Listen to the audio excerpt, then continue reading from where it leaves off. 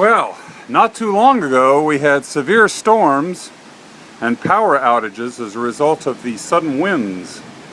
I don't know if you could see this, but across the street there's a Bradford pear with a cracked off limb as usual. Worst trees in nature. Look at this wind and rain. Maybe we'll get another gust.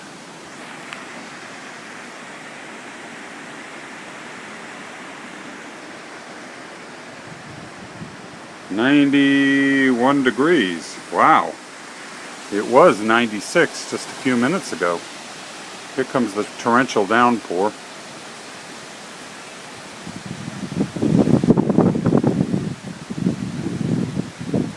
I see it knocked our neighbor's basketball hoop over.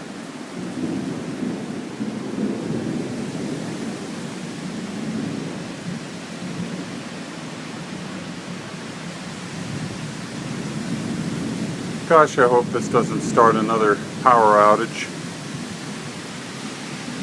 but it could.